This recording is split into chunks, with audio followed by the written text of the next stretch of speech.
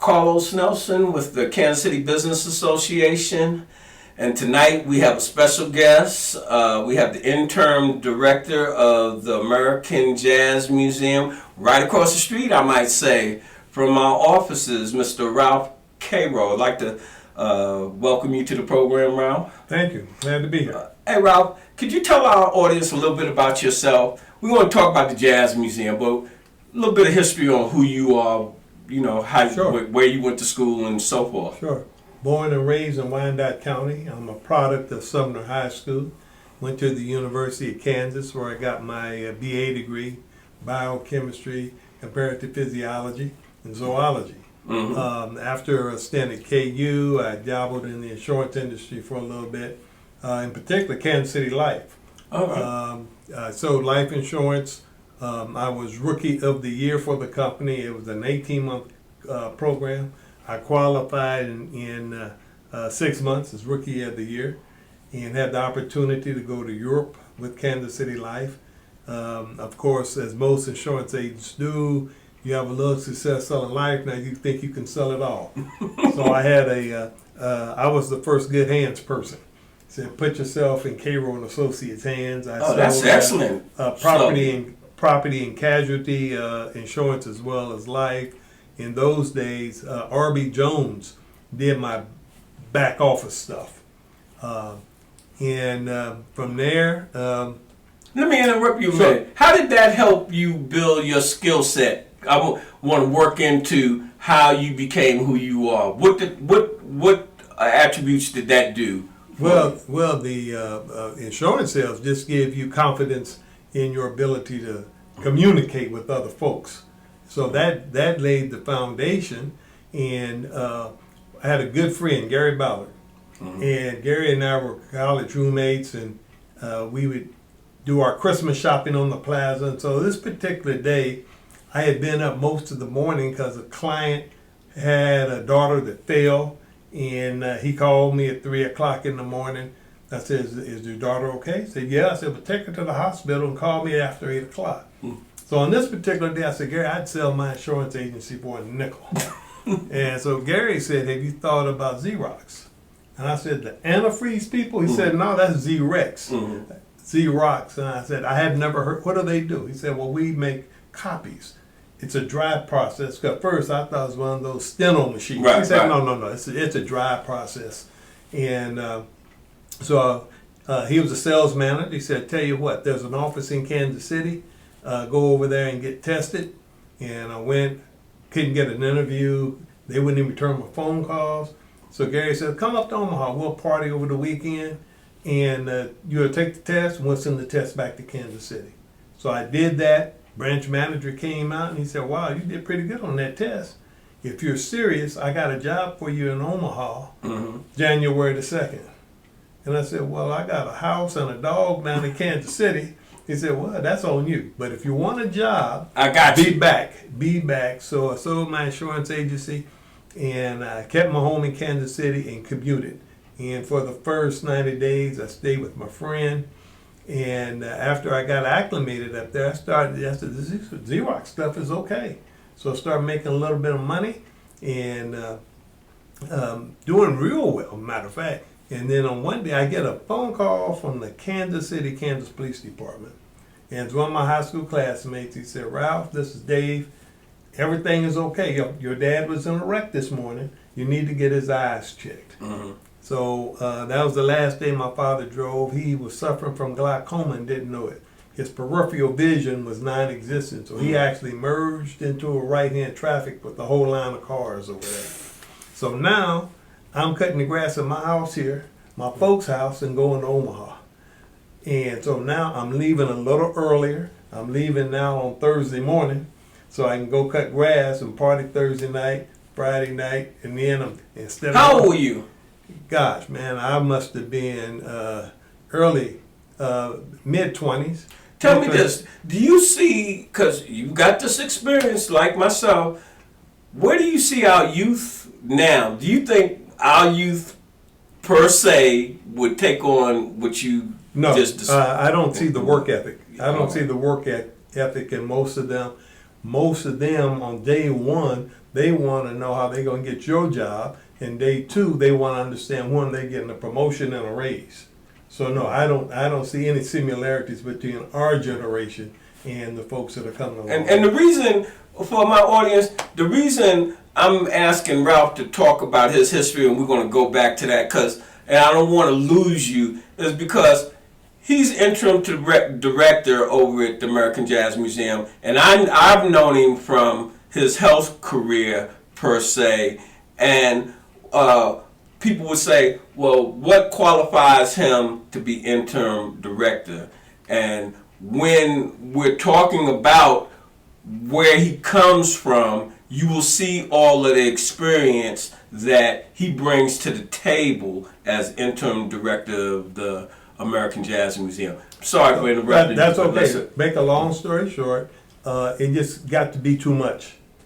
The commuting and everything. So I transferred back to Kansas City. Had a 20-year history with Xerox here in Kansas City. Did you know Keith Rainey? Keith worked for me. When I was a sales manager, Keith was one of the first people on my sales team.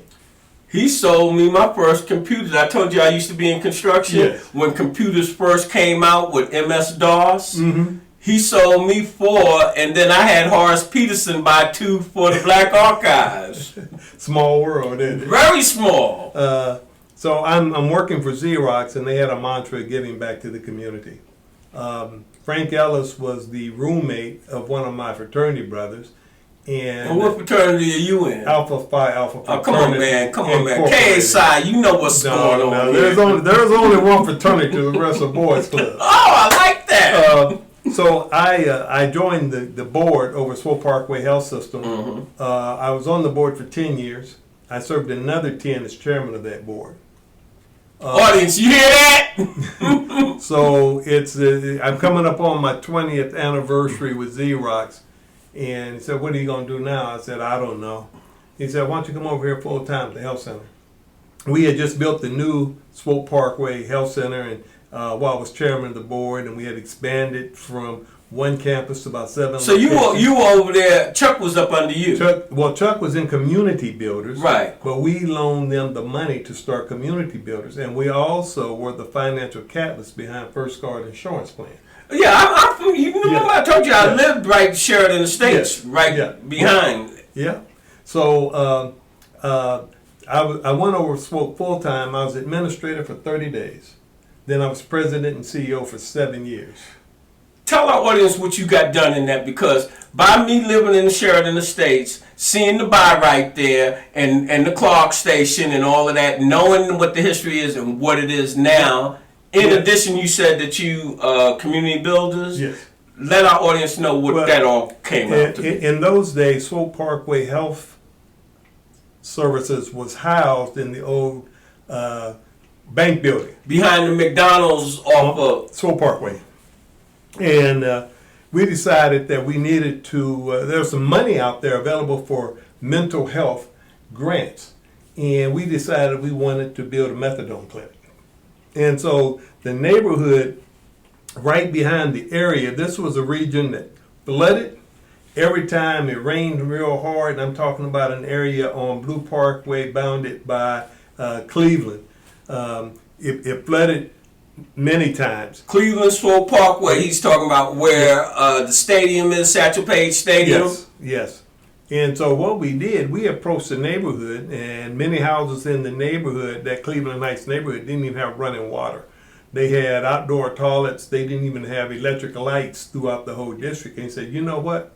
If you will support our methadone clinic, the Amani House, you let us build this drug center up here, what we in turn will do is bring infrastructure to your neighborhood. And that was the beginning. That's how that happened? That's how community builders got its start. Chuck and his organization were the people that were the grassroots, going to the door, signing petitions in support of Amani House. So fast forward 3 years later, we decided we're going to build the health center, and we kept those people in our promises, and we went back and brought in that infrastructure that they needed, indoor plumbing and electric lights. We got rid of the prostitution that was up in there running rampant, all the vacant houses. We came in and had all that stuff cleaned out. So, and the rest was I thought y'all did an excellent job, and from my understanding, Chuck had come by my house one time, and I thought that was one of the best developments in the United States. HUD had and gave him like a $90,000 some type of bonus or some type of something, and that was if you was the captain of those ships, you audience, you know what the shopping center is like, where Swope Parkway Health Center is. That was nothing, and if Ralph was the captain of the ship while that was going on, that was a major infrastructure. Just the whole Swope Parkway Health Center being rebuilt and upgraded.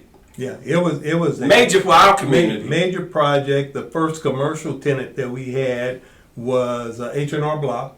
They built a repair center for their computers right across the street, right behind the post office.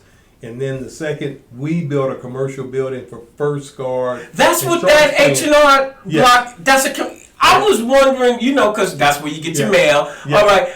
I'm like, H&R Block is back here. Yes. Are they doing that's computer. That's all computer, and the hub of their computer network is housed right there. All right. We built out the First Guard was a Class A office space, and below First Guard was Mazuma Credit Union. That's the best thing could happen for our community also. That was a catalyst for the shopping center and the grocery market, and once we had a grocery store, everything else kind of fell in place. And what part did Frank play in that? Because I told you I used to be in construction, and Frank right down on Vine, he had the apartments, what's the name that had the beer before Cherry, and then Frank got into development, then he got out there at Swope Park, and I'm just saying, you were part of that team. That has done wonders for our community, right? It was a good experience, a good ride, and at the heyday, we had about 550 employees in Swope, in both the physical health side and the mental health, which is actually bigger than the doctors that we had working, and we had 8 different locations. So where'd you go from Swope? Well, I retired. All right. This was my second retirement, having retired from Xerox. And I was out for about 5 years. And then what you do while you was out? I thought I could play golf every day. And you and Bob Kendricks. That got to be an expensive proposition. Not so much for me, but my friends. Right. I was living in a neighborhood at the time where their money wasn't any good, so I had to charge everything to me. And it's funny how after lunch and after a drink or two, everybody disappeared without paying. I know what you're talking about. So, that's what we did, and I also tried my hand at a golf magazine for a while. And about 4 years into this retirement, I get a knock about Samuel Rodgers, and the query was, would you come over as interim?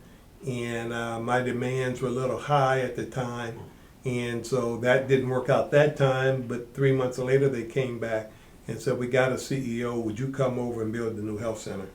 And so I was intrigued by that, and I gave him a 24-month commitment and went to build the new Samuel Rodgers at 825 Euclid. And instead of 24 months, I spent 8 years. Retired again. I was out for 5 years. And in 2016, I bought a Ask Caro franchise. And Ask Caro is a franchise wherein we help seniors find housing. 55 plus communities, assisted living, skilled nursing, hospice, palliative care, whatever a senior may need, because navigating that system is kind of difficult. And about 3 months ago, Gene Agee approached me and said, man, I really need some help down at the Jazz Museum. He had just been appointed chair of the American Jazz Museum Board of Directors. And so I said, sure, what do you need? I need an interim to bring stability to the American Jazz Museum.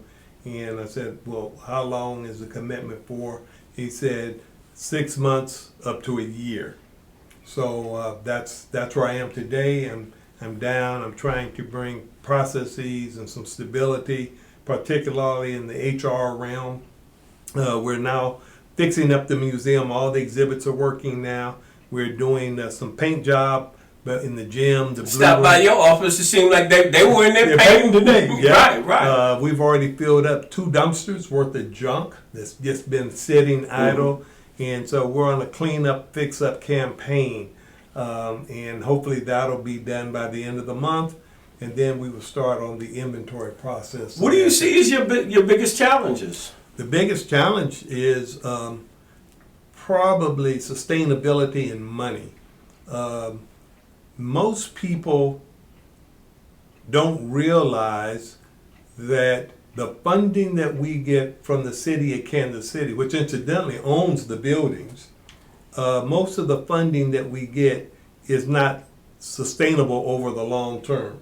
The city at some point is going to be tired of pumping money in, so we need to start developing strategies. Just going to create income, so that we can relieve ourselves of that burden. So right now we're just going through an assessment process. We're assessing the Blue Room. We're assessing the swing shop, which is our museum in the we buy goods at. And the irony, we didn't have anything up until this coming week, because I got some new merchandise coming in that had 18th of Vine on it. Right. Everything was I love Kansas City. Well, people travel around the world to come to the American Jazz Museum on 18th and Vine. They want to take a piece of that home with them. Mm-hmm. So we've upgraded the quality of the merchandise. Who's working with you to do this? Who's your right hand, or are you your right hand and left hand? Well, I'm my right hand and my left hand. All right, because I know how that goes. And I'm leaning on some of the staff that was already there. They have been stretched so far that I'm trying to relieve some of that tension, some of that pressure in trying to get more for less out of them and to tell them they are appreciated. Boy, that will do the trick just in itself, letting staff know we understand this is a thankless job, but I appreciate you. Yes. And really, deep down, our community appreciates you. Yes, they do. And most, by and large, they all have a passion for the American Jazz Museum. Yes, they do. In closing, do you have anything that you would like to tell our audience? Hopefully you'll talk about how they can contribute to the museum. We do have memberships available, but before we go there, I want everyone to know that the district is safe. Come on down. We have, when you walk out of the Blue Room, you can have restaurants up the street, across the street, and now down the street. So we're going to bring back Saturday afternoon matinees. Excellent. We will have them from 2 to 5. And the intent and the hope is you'll come down, you will listen to some good jazz, go across the street, up the street, or down the street, have a bite to eat, and come on back for the headliner that night. Excellent, excellent. In closing, I walked across the street today. What's happening with that construction and your let them know what's going on with that. We're preparing now for the American Jazz Walk of Fame. There are 5 inductees. Congressman Cleaver, this is his brainchild in one of his key projects. There will be 5 inductees, and I know you said, well, wait a minute, looks like more construction than 5. Right. In their infinite wisdom this time, since they were tearing up the sidewalks, they went in and they put additional 5 for next year's inductees. Excellent. So they won't have to tear the sidewalk up again. All right. It's going to be followed by on June the 1st, the Walk of Fame will be free, the exercise outside, and after that you can go into the gym theater. I think the cost of tickets is $50. Oleta Adams, who is one of the inductees, also will be in concert along with Raheem Devon. Is going to be in concert inside the gym. And you go over there, see a nice program, and again, go up the street, down the street, get you a bite to eat, and then drop into the Blue Room. This new place down the street is supposed to be excellent. I've been there 3 times. What? It's off the hook. It's off. It's off the hook. Good What portion. what did you order? Well, Because we want you to come do business not just with the Jazz Museum. 18th and Vine is where it's at. Yeah, the luncheon that I had was a Kansas City strip, and it was sliced for me, and it was cooked to perfection. I'm a medium rare steak person. Mm-hmm. It was perfect. Perfect. Accompanied by a good house salad and mashed potatoes, green beans that were seasoned with some grilled onions. Perfect and big portions. Come with an appetite. Did you get any dessert? I seen somebody had some apricot something. I was like, I was so full I couldn't handle dessert. And then the other two times have been at dinner. They have a lovely seafood sampler: catfish, fried oysters, crawfish, hush puppies, and I don't eat anybody's hush puppies. Right. These are so light you had to eat these, and it's just a good venue, just a good venue. hey Ralph, man, I could talk to you forever about what's going on over there and what's going on here, and it seemed like you have a real positive attitude about not just the American Jazz Museum, about Vine Street. I'm high on the district. The district is on the brink of something special. Good. Yeah, I think good happening, and I think all the entrepreneurs, and I've met with all of them, I think we're on the brink of something great happening, and as one goes, so goes the whole district.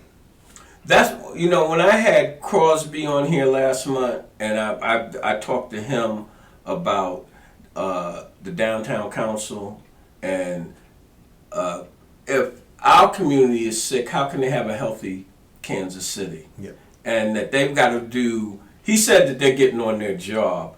They've got to do more than less to help us bring the Vine Street area tied to that Kansas City Light District. I don't know whether you're working on any type of shuttle or what's happening with that type situation. Well, we're exploring the possibility, particularly on First Fridays, of a trolley or something that could shuttle folk from Crossroads down here and back. Many foreigners will walk it. Right, that's what they go to Europe. They walk. Yeah. They walk. They believe in walking. In fact, they had a guy here last week from New York. He walked from the President Hotel down to my office, and he didn't think nothing of it. Right, and taking in the sights. Yes, he was. Yes, he was. Yeah. Well, it's a pleasure having you on the show. And what I would say to our community, the American Jazz Museum is our history. Jazz is African American history. You have it right here in this city. Come check out the American Jazz Museum. And for you that got a few coins in your pocket, they could use some donations. Appreciate it. Good night. Program is brought to you by the Kansas City Business Association.